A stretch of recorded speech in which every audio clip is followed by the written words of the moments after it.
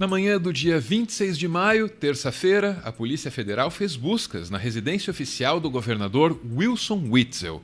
Sabendo disso, tente lembrar das histórias recentes sobre a Polícia Federal. O presidente e o ministro da Justiça se desentenderam ao tentar decidir quem comandaria a corporação no Rio de Janeiro, onde acontece a operação que tem Witzel como um dos alvos. Esse desentendimento derrubou o ministro e expôs aquela reunião, que mostrou a maluquice que é esse governo por dentro. O que os caras querem é a nossa hemorroida. É a nossa liberdade. Witzel, investigado agora pela Polícia Federal, se beneficiou da mesma onda conservadora que Bolsonaro. Esteve junto com o presidente, mas houve um distanciamento. Um distanciamento brusco, violento e radical, que combina com os tempos que vivemos. Essa declaração aqui, dada naquela mesma reunião, ajuda a dar uma medida da coisa. Esse bosta desse governador de São Paulo, esse estrume do Rio de Janeiro, entre outros. A operação, que tem Witzel como alvo, apura possíveis desvios de recursos na construção de hospitais de campanha que foram erguidos em função da pandemia. É bem razoável suspeitar de irregularidades nas obras públicas do Rio de Janeiro. O histórico do Estado recomenda mesmo a suspeição. Mas o que dizer da atuação da Polícia Federal?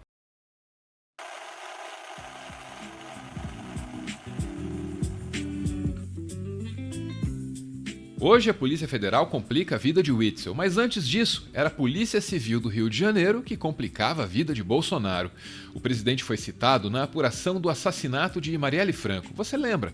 Um porteiro disse que Bolsonaro autorizou a entrada de um dos acusados do crime no condomínio dele. Agora querer me vincular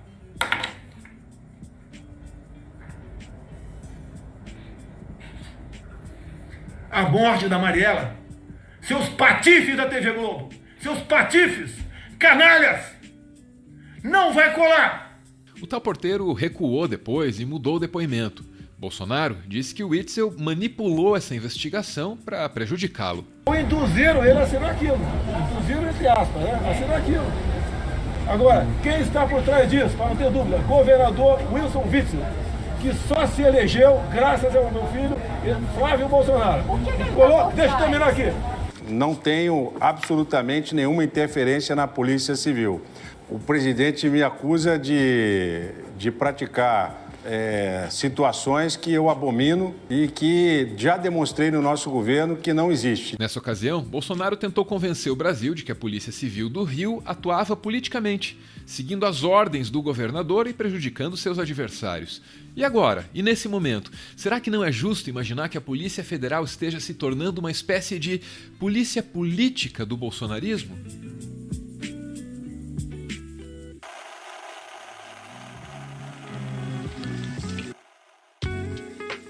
Esse aí é o Tássio Musi, o novo superintendente da Polícia Federal no Rio de Janeiro.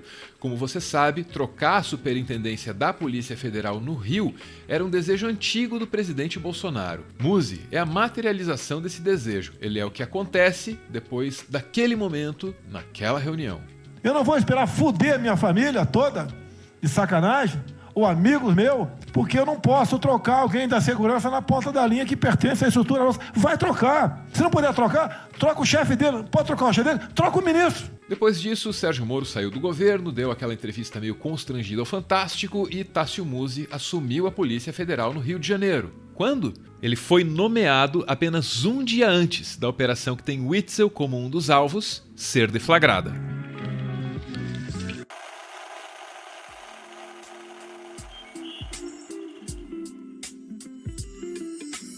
Corriam as eleições de 2018. O Brasil só prestava atenção nisso, e não era diferente dentro da Polícia Federal. A corporação, àquelas alturas, investigava as rachadinhas de Flávio Bolsonaro, já sabia do esquema do Queiroz, estava por dentro de tudo. Só que a Polícia Federal decidiu esperar, para não atrapalhar a eleição de Bolsonaro. A operação poderia ter sido deflagrada enquanto a eleição estava rolando, só que foi adiada para não prejudicar a candidatura de Bolsonaro. E pior do que isso, Um delegado, simpatizante do bolsonarismo, avisou Flávio da existência da Operação Furna da Onça. Isso só veio a público recentemente. A Folha de São Paulo noticiou. Os policiais teriam segurado a operação, então sigilosa, para que ela não ocorresse no meio do segundo turno, prejudicando assim a candidatura de Bolsonaro. O delegado informante teria aconselhado ainda Flávio a demitir Fabrício Queiroz e a filha dele, que trabalhava no gabinete de deputado federal de Jair Bolsonaro em Brasília. Os dois, de fato, foram exonerados naquele período, mais precisamente no dia 15 de outubro de 2018.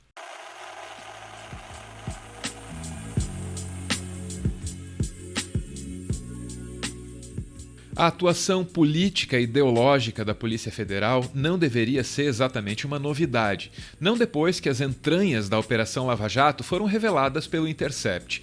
A novidade mesmo é ver essa atuação política e ideológica ocorrer assim, de maneira tão aberta, tão escancarada, naturalizada.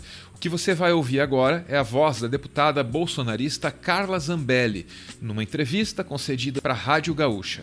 Justamente na semana em que o ex-juiz Sérgio Moro saiu do Ministério da Justiça e a gente colocou, a gente que eu digo governo, tá? Quando eu coloco a gente é porque eu me sinto parte do governo, mas o presidente Jair Bolsonaro colocou um delegado da Polícia Federal, a gente já teve algumas operações da Polícia Federal que estavam ali na agulha para sair, mas não saíam, tá? E a gente deve ter, nos próximos meses, o que a gente vai chamar, talvez, de covidão, ou de, não sei qual vai ser o nome que eles vão dar, mas já tem alguns governadores sendo investigados pela Polícia Federal. A deputada sabia da operação. Isso insinua a atuação coordenada das forças políticas e policiais. Tirar do caminho de Bolsonaro aqueles que ameaçam diretamente a permanência dele no poder é a prioridade agora, mas não se engane. Assim que der esse trabalho por concluído, essa polícia política poderá se dedicar a remover as pedras menores que continuam no caminho do bolsonarismo, tipo eu e você. O Brasil vai se tornando um lugar cada vez mais perigoso. E não é só a pandemia.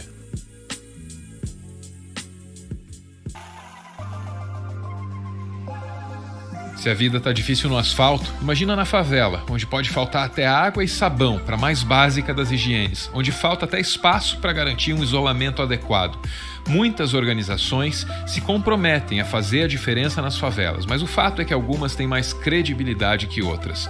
A CUFA vem realizando um trabalho importante há décadas e muitas das iniciativas da CUFA foram premiadas internacionalmente. Nesse momento, a Central Única de Favelas tem uma vaquinha online para ajudar as favelas a atravessar a crise sanitária. O projeto se chama Mães da Favela, como explica o fundador da CUFA, Celso Ataíde. E, nesse momento, a CUFA cria um programa que é desenvolver uma ação de levar renda para essas mulheres. É uma renda baixa, sim, o valor de uma bolsa, o valor de uma cesta básica de R$120 por 2 meses. Mas, ainda assim, levar o dinheiro para essas mulheres, essas mães, melhor dizendo, é uma forma que a gente tem de fazer com que ela faça a escolha daquilo que ela precisa comprar. Porque muitas vezes a gente leva um saco de feijão para ela e o que ela precisa é do gás. O link para colaborar com a CUFA está pinado aí nos comentários. Você pode dar uma olhadinha, você pode ajudar, se você quiser.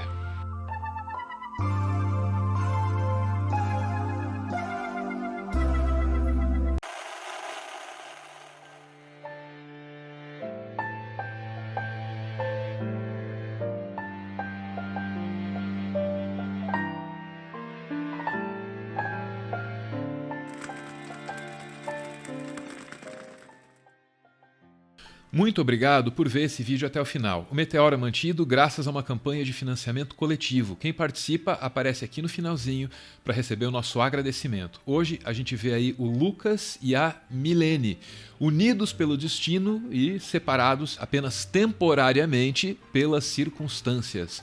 Para Milene, o Lucas envia a mensagem que segue: Milene, aguente firme, logo tudo isso vai passar e poderemos voltar com os nossos planos e sonhos. Amo você.